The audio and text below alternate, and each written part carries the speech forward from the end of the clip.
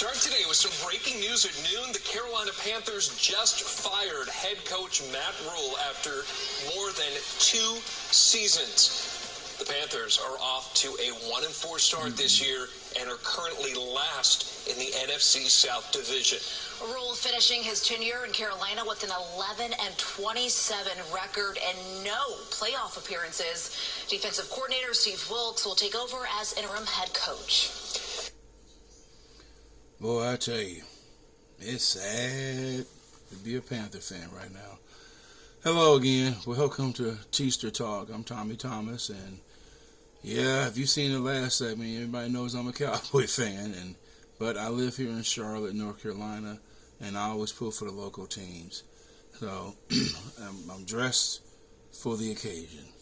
I should be dressed for a funeral. You just heard that the Carolina Panthers have finally fired their coach.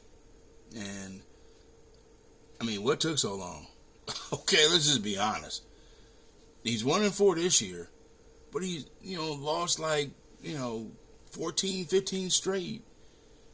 And it's just like, come on, man. He's like 1-14, 1-12, whatever it is in the last game. If the other team scored 17 points or more, they won. He only won one game of those in that scenario. And this has just been going on for too long. It's been crazy since he got here. The way he handled Cam Newton's situation, right? The beloved Cam Newton, the star quarterback here. Yeah, Cam kind of went down with his shoulder injuries and stuff like that, but he's still beloved here. And you thought so much of him, you brought him back when you had a quarterback problem. So, kind of suspect. Then you bring in Darnold. Who? Oh, the Jets quarterback? Well, let's start to roll the tape here. They took him first round. Didn't do too good with him. They needed to find a sucker. Another team that could take him off of their hands because they wanted to wash themselves clean of him and his sorry play. Oh, who better than... Let's call the Carolina Panthers. That's it. Let's get them. They'll do it. Sure enough, Matt Rhule says, yeah, we don't like Teddy Bridgewater, a veteran who had one season here and didn't get really a full chance to do what he needed to do. Matt just said, oh, bring him in. And then they bring him out. He gets shipped to Denver. We pay half his salary. And I say we, I mean the ownership. Let's be real. Then they bring in Darnold for draft picks, big money, whatever. Well, we saw how things worked out for him. Well, started off 3-0, right? Then tanked afterwards. I mean, tanked miserably. You know why they're tanking? Because he was sorry. He sucks. The team was not properly built to be around him. It just wasn't structured right. But you have a college coach who's hot. Give him a 7-year, $62 million contract. The owners around the league laughed at that and said, what are you doing? He's a brand new owner, right? He just paid $2.5 billion for the Panthers. Hey, don't tell me what to do. I've got money. Watch me spend it wrongfully and make a butt of myself. This is just really weird. So Darnold is not the answer, obviously. They don't know what to do with him. He comes in. The Panthers really only have one offensive player, and that's McCaffrey. He's a baller. Guess what? He can't stay healthy. He hasn't completed a full season yet. He's like Kyrie Irving. I mean, if you want to compare the two, he's like Kyrie Irving. Kyrie Irving has never completed one season, and neither has McCaffrey. Even though he's our best player, but when he's on the field, he's lights out. But everybody else knows that's all you have. Check down him, hand off him, throw it in the middle, him, screenshot him. I mean, come on. It's over, and then they know it. It's bad when you sit here and watch it at home and know it. Now, the Panthers were really good for a long time. It's a shame to sit there and watch this development.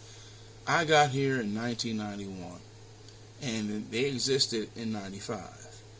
Okay, everybody's been pulling from them since. We know we've been to 2 Super Bowls, and they didn't win, but hey, at least they've gone, right? That's the whole quotation. But they've just been spiraling backwards this last about 2 to 3 years under this direction. So let's get back to Darnold.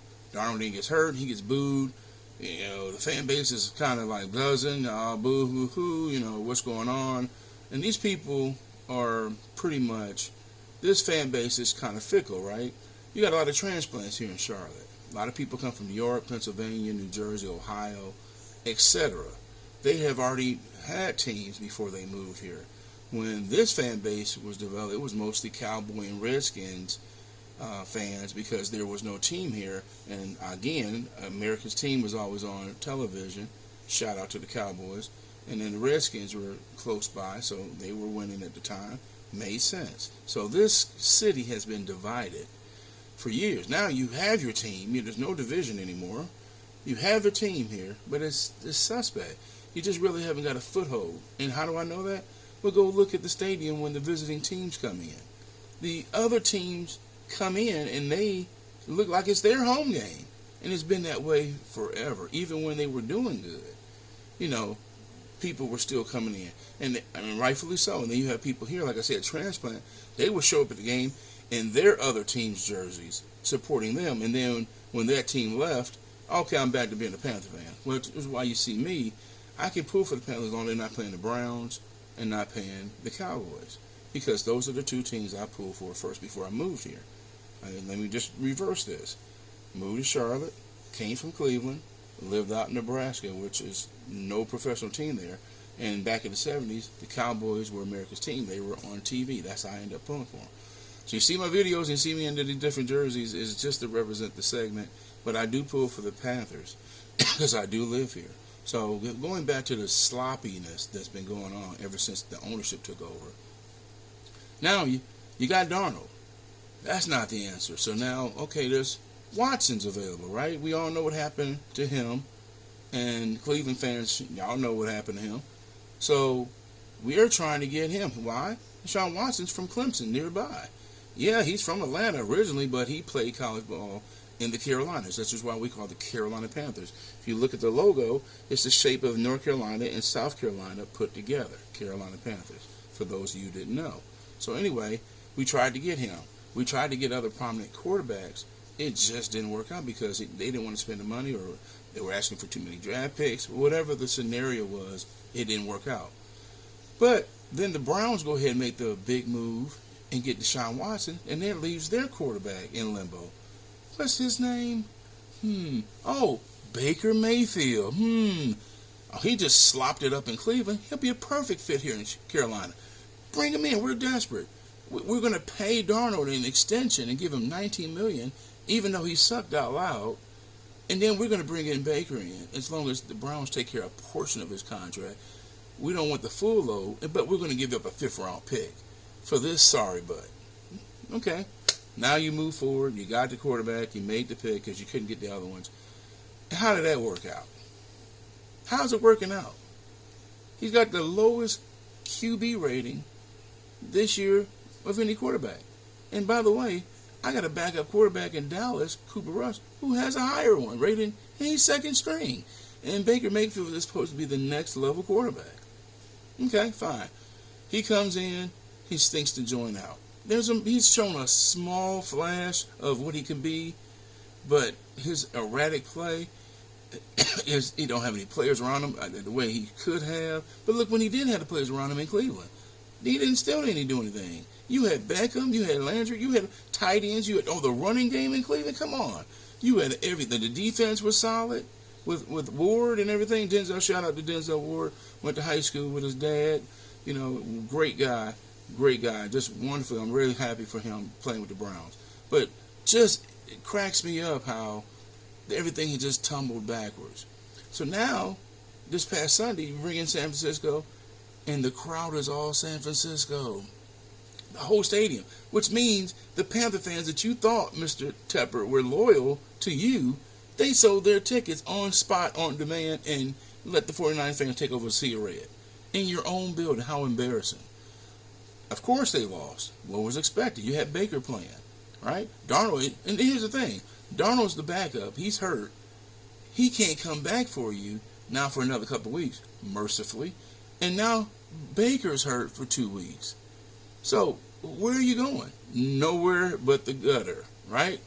Even Oscar the Grouch doesn't even want you. He kicked you out the trash can. Sesame Street said no thank you. Get him out of here. So what do the next day? You fire the head coach. The same head coach that you thought was going to take you to the next level, right? The college coach, the hot hire, and he did absolutely nothing but rip you off. This fan base is reeling. There's no excitement in the city. There's no Panther paraphernalia being worn around. You go to Walmart, they put a black cover over there. They're too ashamed to even sell it. I mean, that's really how low it's gotten, really. And now you're telling me, I got a friend, shout out to Marcel, my boy. Appreciate you, Marcel. He tags me today and says that the owner says that he wants input from Baker on the next head coach. So because we want to build a foundation around you and what you think going forward. I mean, really? Baker, who's done nothing, who's only been here about a month and a half, and you're putting all your faith in this guy? Oh, that's right, because he's had all these different coordinators every year that he's been in the league. That may have a small bit to do with it, but look at his talent, his arm strength, his accuracy, his leadership, his attitude. Hey, buddy, you either have it or you don't. Okay, let's just cut it. I'm not trying to make a long segment out of this, but I just got to be real. We had got ripped off. Dear Cleveland Browns, can we return to sender? Here we still have the receipt. Can you please take him back? We don't want him. You know why Cleveland got rid of him? For the same reason why we don't want him. He's used goods. I don't like him. I didn't like him at Oklahoma. Why? Just he was a cocky kid. He goes to the Ohio State and try to put the spear in the Ohio State logo.